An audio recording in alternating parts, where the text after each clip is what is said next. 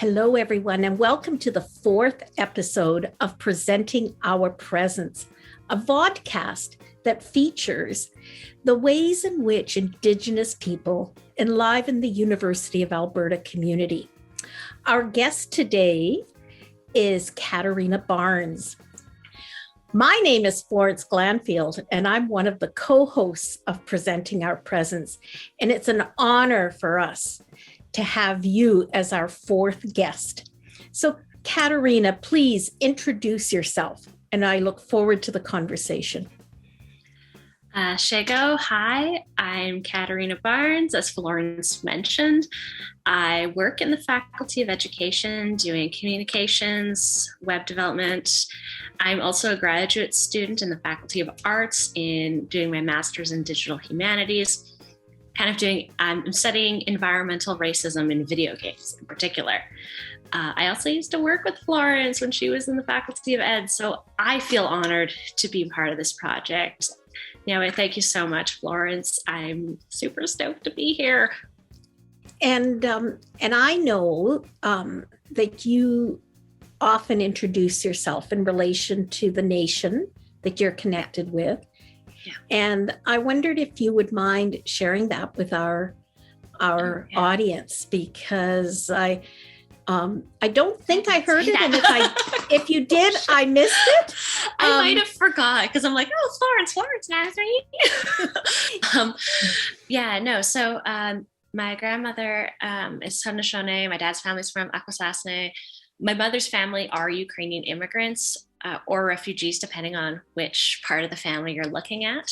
So I come from a bit of a mixed genetic bag, mixed cultural bag. But yeah, my grandmother raised my cousins and I quite a bit because our parents were working and just not around. It wasn't anything terrible. It was just like, somebody's got to take care of the kids while we work. Dump them off with grandma. So it was always with grandma and like, oh my goodness, spending so much time in the garden. Like, what a Haudenosaunee, like, stereotype. Like, the old grandmother in the garden, and like being like a very much like the matriarch, and kind of somewhat like you have so much love for them, and they love you back. Also, they're a little bit terrifying, like because they're just like that badass matriarch that survived like colonialism and the patriarchy. Yeah, so like there are certain little bits and pieces of knowledge that maybe the way she would explain it would not be quite the same as way like the local like Cree, Métis, Dene, Dakota, and other local peoples would explain it. But sometimes it still matches up, or is at least collaborative. Yeah. So I feel less alone still with like people with the Indigenous Advisory Council and with other Indigenous colleagues, students, staff members. So, Kateryna, tell us, what would you like people to know about, first of all, the work you do, and then secondly, about your research? Like, what is environmental racism within video games? This is so interesting. I'm glad you think so, because I've spent way too much time writing about it and reading about it. I'm glad someone thinks it's interesting. So I will start first with like my work, because I feel like that's a little bit of a shorter chunk to talk about.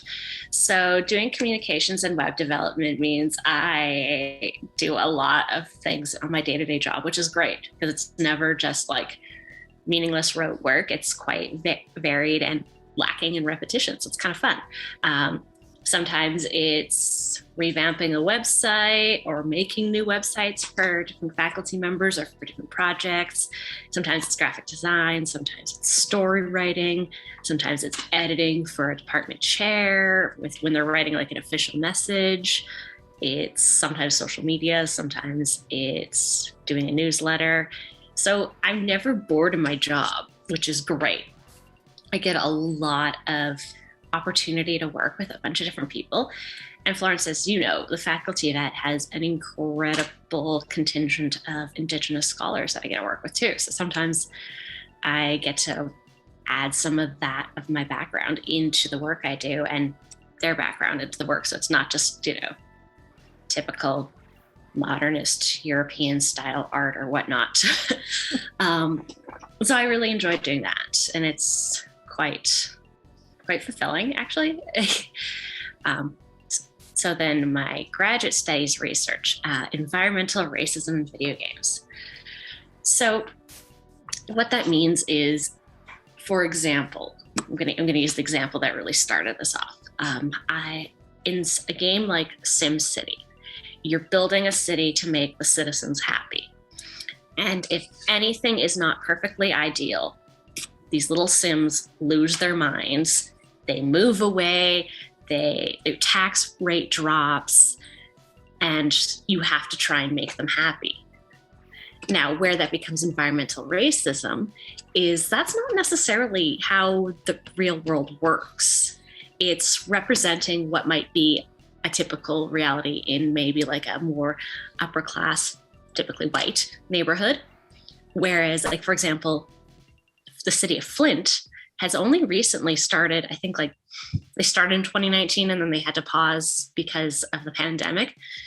They still have water and coming in bottles because it took them quite a while to finally prove to the city that, yes, our water is tainted, our water is toxic. And the city was like, is it? Are you sure? I don't know, just drink it. It's fine. It doesn't have lead in it. There's nothing wrong with your water. And for many neighborhoods or municipalities or communities of color, you're more like, it's more common to have your concerns ignored by the powers that be. And the environment is leveraged as another form of racism against people of color. And so I point out, like, okay, it's like, it is not necessarily a super common term to have, like, to say environmental racism, but we have real world instances of it that kind of go in contrast with what's represented in video games. And so it's a way to show, like, look, like SimCity, you can have, these happy little Sims get really angry at you right away because you didn't fix their water immediately, and then they move and you're doing more poorly in the game. Whereas the citizenship of Flint, like, population only dropped about 5% over the water crisis, like, because people don't have that sort of mobility. Like, mobility takes capital, takes resources. So it's a very long-winded way to say the environment is leveraged against people of color as another form of racism. Well, that's so interesting, Kat, because I think about the number of Indigenous communities across this land we now call Canada that have had boil water advisories for decades. So in some way, the work you're doing, where you've used the example from Flint, Michigan, is what I'm assuming, right, plays out in the Canadian landscape as well. Oh, it absolutely does. There's lengthy histories of that. There was the Grassy Narrows. There were concerns about the coal mining in the eastern slopes and in the Blackfoot territory, and how folks were rightfully very concerned about that. Or you could go even further back to places in Nova Scotia that are like very long history of being Black settlements that, have their water tainted, whether it be from like burning garbage, landfills. Like, Canada has a lot of examples of environmental racism, and it's very frustrating and depressing. And yeah, it's actually like a really pertinent thing. Like, there's a reason why the Site C Dam in BC is getting a lot of pushback, while certain pipelines are getting a lot of pushback, because pipelines don't go through the Hamptons. who lives in the Hamptons, generally speaking. And they put them through places where, it's out of sight, out of mind. So, for example, reserves often end up being out of sight, out of mind for a lot of Canadian citizens. And I appreciate that social media has kind of brought it to light and put it in sight, in mind.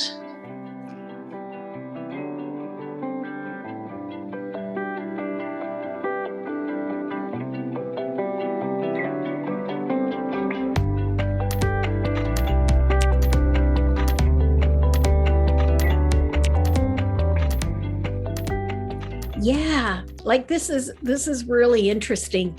So I'm also wondering, Kat, like as you've done this work, you've demonstrated, you shared the example of one game with us, right? And what environmental racism is. So have you noticed in your work, or as you've explored this territory around gaming, is there a difference when you have Indigenous game designers involved? And if there are, could you tell us a little bit about that? Oh my goodness. Yeah. This was one of my favorite parts of my research because it was so much like more exciting and hopeful. Because eventually when you're just constantly talking about depressing stuff, it's very unmotivating and heartbreaking. And you just kind of, at least I was like losing steam. So being able to write about games that demonstrate relationality or other Indigenous worldviews and values, and often made by Indigenous people, are just like so much. Not only do I think they're like so much more hopeful, but they're also like more interesting because it's not the same old thing over and over again. Like it's actually creative, unique, different, and hopeful. Like so, one example that I can think of, very well known, is the game Never Alone. It's an Inupiat-made game. And so they took a story that was quite well loved within their community, and they adapted it a little bit. So instead of a little boy, it became a little girl who tries to figure out the source of the blizzard that's pretty much destroyed her home and her community. So it could be cooperative, so two people playing together to achieve the same end goal, not against each other, or it could be solo, and you have to work with the environment. You can't work against it. So a really good example is, so one player is Fox, little trusty companion. The other one is the little girl. And there's certain hints in like the game environment that's like, okay, the wind's going to come and like blow you over. You got to crouch down. And if you're not paying attention, you get blown over. So, but then realizing that the wind might blow you over if you're not paying attention. However, if the wind comes from a different way, it might help you jump across like a giant crevasse that you can't otherwise platform across. So the environment actually aids you if you're paying attention and treating it with respect and acknowledging that it isn't an entity of value and knowledge and agency. And denying that agency is what I would argue is kind of a problem. See the wildfires of BC. Oh, your words are just reminding me of so many issues that are happening right now. I think Kyle would like to ask you a question. So I'm going to invite Kyle to jump in. Yeah, this is the first time I'm jumping in on one of these calls during the recording. But I just finished speaking with the game designer, behind Numami. Yes. And so he's Inuit from northern Quebec and was talking about having designed the game, like you were saying, even the differences in structure. So this is like a hexagonal game that it has so many other platforms. Like I think there's like 10 total, and you design the game differently each play. But the purpose of the game, like you're saying, is it's engagement with nature. So one player plays human and one player plays the environment. And if there's too many like human points, then like both characters suffer. If there's too many nature points, right, then the human character can't live. So I'm just curious, considering aspects of seeing gaming or likely being a gamer yourself, what would you like to see if you could design a game? Oh my goodness. Yeah, what might be some elements that you would include? Oh my goodness. That is such a great question, but also such a hard question. I think for me, one of the things I really love is the idea of story in the land. And so I think of like all the times when I was a kid and we would go out in the bush with my grandmother and she'd tell us the stories, like, this was what happened, pre-contact, or like, this is who was here and this is what we did. This is like, these are these plants, these trees, and this is how, they kind of created an ecosystem. And also, here's how it was disrupted post-contact. And so I like this idea. And so for me, it's a very treasured memory. All those, treasured memories, it's plural. And I love that idea of like being able to kind of explore and learn a little bit, but also just kind of take it easy, have fun. I don't know if that's really a great game so much as maybe like a knowledge app, but like I think of like Dwayne Donald's River Valley walks. I don't think you could really turn that necessarily into a game, but like that idea of like being like, it's so great to be on the River Valley walk and hear the river, hear the wind rustling through the leaves. I think it's really hard to recreate that, but I kind of like that idea of being a bit more immersive into the land than just like there are walls in this building and you're trying to run away from zombies. Don't get me wrong, those are fun too, but not the same value and not the same point. So, Kat, I'm so fascinated now. How did you come to your research question? What's the story you tell about coming to your research? I mean, it's going back to the SimCity one. So I was it was one of my earlier grad classes, and we were supposed to be working on our thesis proposal as part of the assignment in this one class. And I was procrastinating. I was so unmotivated. Everything felt like it needed to be productive. And I was like, I don't want to be productive. I want to be creative.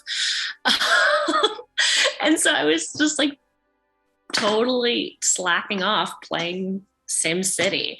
And it was that exact scenario. And I got very angry, and I may or may not have yelled at my device and said, "This isn't the Flint water crisis, you privileged jerks. It's not that bad." And then I was like, oh, it isn't. And then I kind of did a bit quick survey of other games, and I was like, oh, there's so much I could work with here that actually is kind of interesting and something I care about, because I care a lot about social justice rights of all people of color. It's not just what us Indigenous folks suffer through. It's also the Black communities. It's also like the people of the global South, the Mexicanx and Latinx and Hispanic communities. Like, there's a lot of times where the environment is leveraged against us, or in maybe more in favor of capitalist, expansionist, and extraction, as opposed to considering the land itself, the animals there, the plants, the people, the bees. I worry about the bees a lot. We'll lose a lot of food if we lose the bees. There's all these like complex relationships that aren't necessarily considered. And instead, the priorities, build a pipeline, rip apart Rocky Mountains, poison water, build a border. It doesn't really, it's very, in my mind, I think it's actually very ignorant of what has previously been a very well-functioning ecosystem.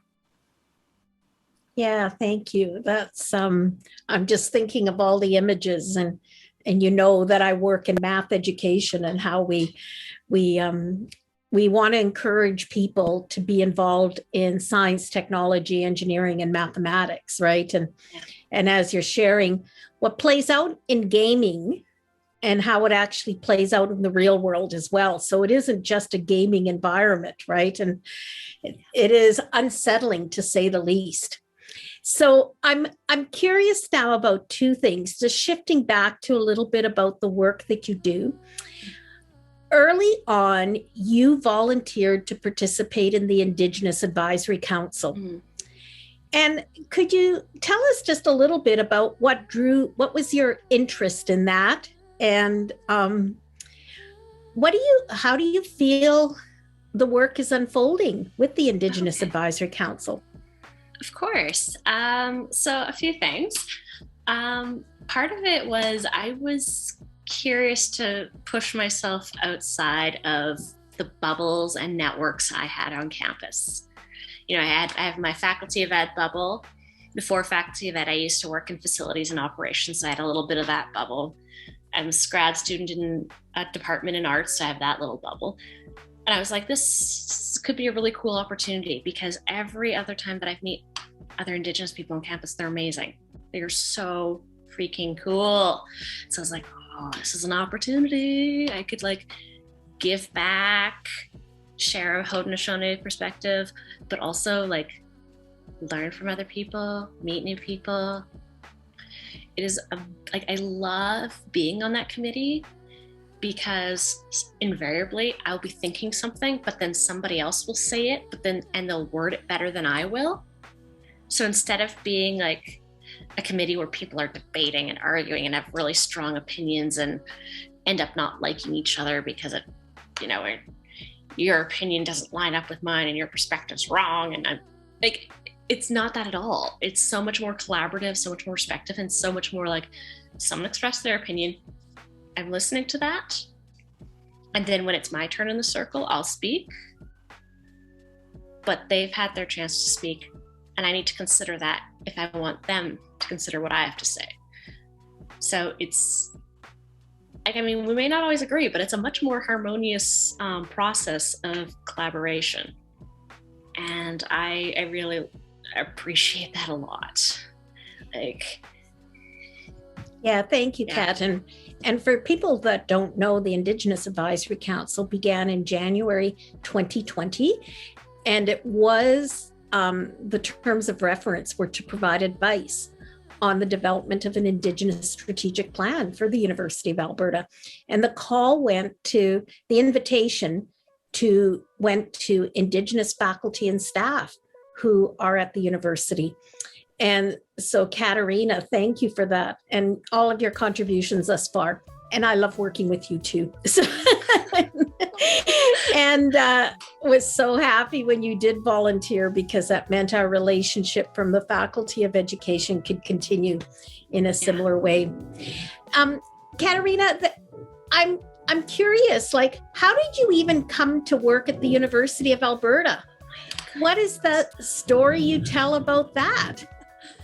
Oh my goodness. Wow. So my partner and I went to journalism school in Toronto. My partner got his MA in economics in Toronto as well. And then we moved back because I got a job in news. He got a job at the government of Alberta doing labor economics and related work. And working in news was not it. It was a hard environment. I enjoyed journalism school, but working in news was just, I have a lot of respect for people who continue to do it. It is very important work. It was not for me. It really, really wasn't. So I applied around. I got a job doing communications with the Office of Sustainability, which has rebranded, reimagined itself as the Sustainability Council. And then I wanted something a little bit more stable, because the jobs that were there were a little more contract-based. So then I applied for the Faculty of Ed. And that's kind of like a goofy story. I got the call for the interview on the day of my best friend's wedding. The morning of, we're getting ready. I'm maid of honor, and I'm like just in a panic, because like the person that they had hired to be like their wedding coordinator was just biffing it. She just wasn't a dick. She was getting so many things, and I felt like I was backfilling for her, and like I was just running around chaotic. And I got the phone call of like, oh hey, can you come in for an interview? I'm like, just email me. Yes, I'll show up whenever. I'm just busy now. And it was out of sight, out of mind, and ended up being booked for when we just barely got back. and I was exhausted. And so I showed up for that interview with just the dumbest mindset, just so exhausted from the wedding and everything. And I was just like, yeah, I'm here. And then I was like, I thought I just blew that interview. I absolutely thought I blew that interview. And then I got the job, and I knew it was going to be great when, even before I started working there, I got welcome emails from both you, Florence, and Marianne Doherty, who was the chair of elementary ed at that time. So Florence was chair of secondary ed. And I was like, okay. And then I kept meeting other people, and and especially the Indigenous colleagues, I was so stoked on these people. And I was like, I wish I'd had these kind of people who were my teachers when I was in school. Because it was my grandmother who was kind of fixing a lot of the stuff that we were being taught, being like, no, that's not correct history at all. Like, no, that's really, really, really racist. We're not, no. like I still adore it, and I adore so many of the people there. Like, they're just awesome. And I feel like I learned so much from so many people, and they're so inspiring. Like, one of my thesis chapters, Dwayne Donald, like, I was talking to him, being, he's like, you got to write something that is positive. And so I wrote about Never Alone because it was more relational, it was more positive, it was more hopeful, and that was my favorite one. And I may not have done that if it hadn't been for Dwayne suggesting, like, hey, like, try this different path. So, yes, oh my goodness, correct. I had a similar thing with Trudy Cardinal, who you've already interviewed for presenting our presence, and she was like, I just want to write about things that make me happy. And so for one of my chapters, I ended up just being like, all right, so this game is like, it was Civilization 6. Such a hard game to write about. It was just like, everyone's already dumped on this game, and rightly so. And then I was like, no, I'm going to talk about like Haudenosaunee governance and like relationships with the land and ecology instead, and how this game, yes, that tries to have Indigenous representation, but it's still deeply rooted in settler colonialism. And like, here's what an actual Indigenous culture lives and looks like. And just thinking of, like, it was just like, I was literally like digging through the cupboards for a snack, trying to avoid like working on this chapter. And then like Trudy's words hit me, and I was like, oh my goodness, that's it. I will do that. And so just being around so many amazing, nurturing and caring people it's great. I adore it. Yeah, thank you. You're just making me think of so many things, and I don't even know where to start. So I'm going to go to another question that I thought I might invite you to respond to is, so you did your university education in Toronto. You made a comment that when you arrived in the Faculty of Education, you met amazing Indigenous colleagues. So tell me about how you see, and if you were to be giving a message to,